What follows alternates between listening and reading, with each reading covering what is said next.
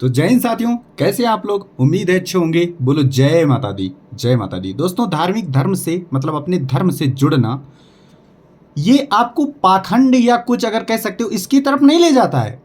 देखो, तुम किसी की बात ना मानो, तुम हमारी भी बात ना मानो, लेकिन आप सिख, ईसाई, जैन धर्म, मुस्लिम, हिंदू कोई भी हो, हमें नहीं पता, आप अपने धर्म को मतलब बेइंतहा मानो।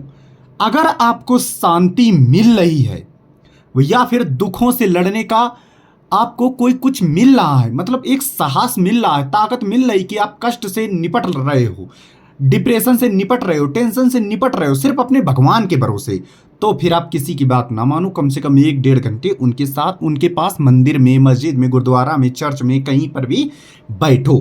ठीक है, किसी की बात ना मानो।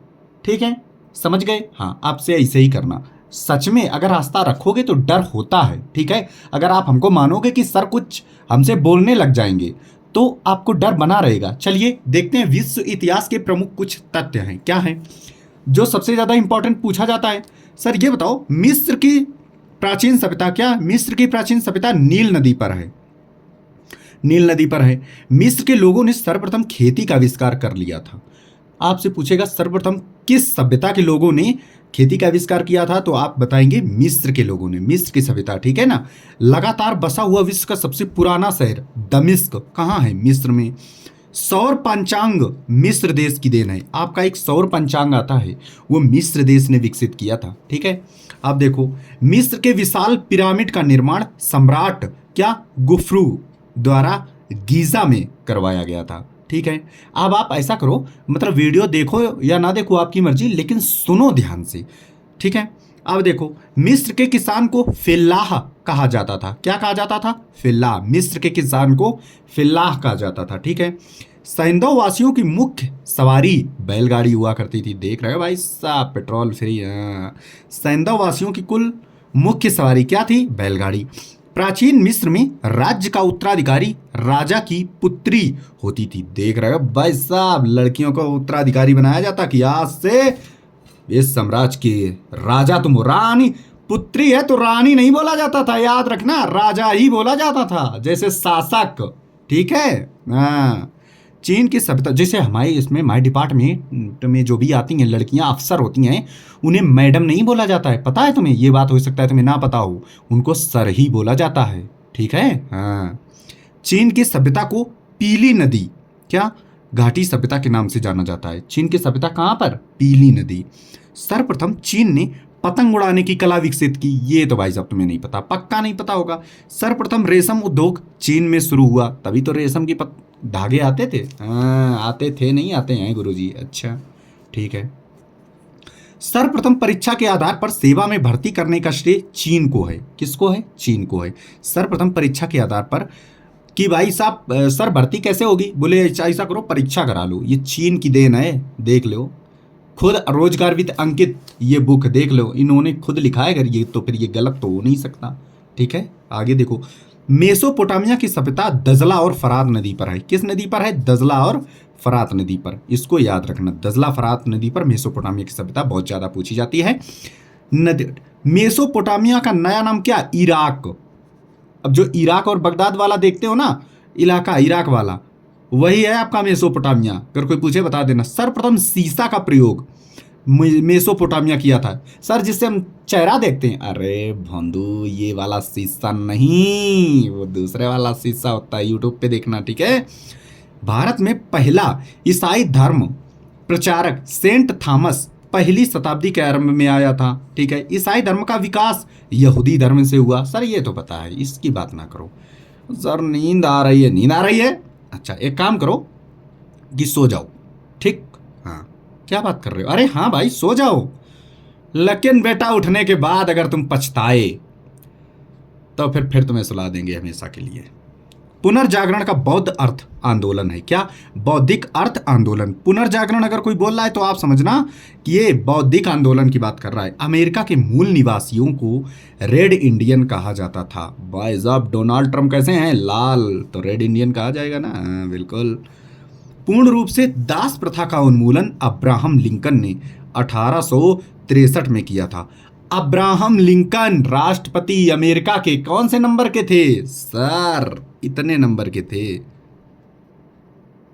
बताओ क्या लिखा है सर? हम तो लीड लगाए, हम कैसे सुन पाएंगे? आप बता देते हो, कभी लीड लगाते फिर देखते हो कि अच्छा हम बता दे रहे हैं, घबराया ना करो, हद है, बिल्कुल घबरा जाते हो। 16वें राष्ट्रपति थे। कौन?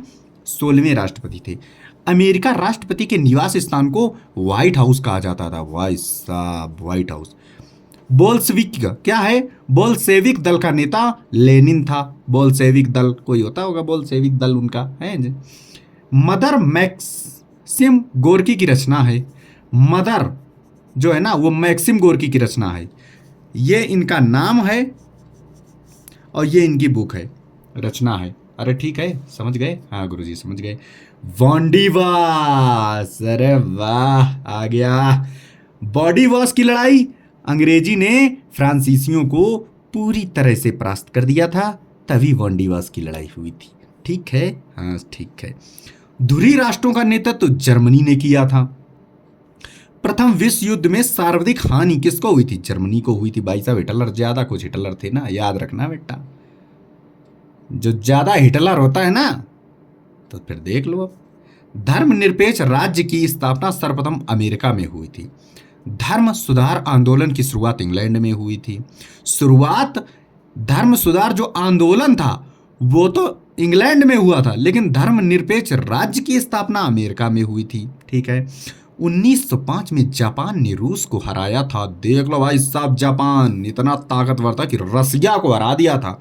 कब? 1905 में। जिसके पास 40वां बेड़ा है, देख रहे हो, जहाज का, उसने भाई साहब रूस को किसी जमाने में हरा दिया था। पीत आतंक से जापान को संबोधित किया जाता था। देख लो भाई साहब। द्वितीय विश्व युद्ध के आरोपी अपराधियों पर मुकदमा चलाए जाने के लिए न्यूरेमबर्ग नामक स्थान को चुना गया। कौन? न्यूरेमबर्ग। द्वितीय विश्व युद्ध में जर्मनी की पराजय का श्रेय रूस को दिया जाता है। शीत युद्ध अमेरिका तथा रूस के बीच चलता था। अमेरिका ने हिरोशिमा पर फाइटमैन कब? 6 अगस्त को, तथा नागासाकी पर लिटिल बॉय कए 9 अगस्त को 1945, 9 अगस्त 1945, 6 अगस्त 1945 को बरसाए थे। अरे याद हो गया, अरे याद हो गया। अगर तुम सच्चे, मतलब लगता है कि तुम्हें सर नौकरी ले लेंगे, तो जितना मैंने पढ़ाया है, औकात हो अगर तुम्हारी नौकरी लेने की, तुम सोचते हो कि सर हम लेकर रहेंगे, हमारी भूल जाओ, हमारे कहने पर नहीं। जितने हमने बोले हैं इनमें से तुम अपनी तरफ से 30 क्वेश्चन बना के दिखा दो बस। क्या बात कर रहे हो गुरुजी? सच कही ना, तो 30 क्वेश्चन बना के लिख कर दिखा दो और कमेंट कर, और हमारे टेलीग्राम पे भेज देना। हमें लिख कर 30 दिखा दो और भेज देना। कमेंट तुम्हारा तभी आना चाहिए जब 30 भेज देना।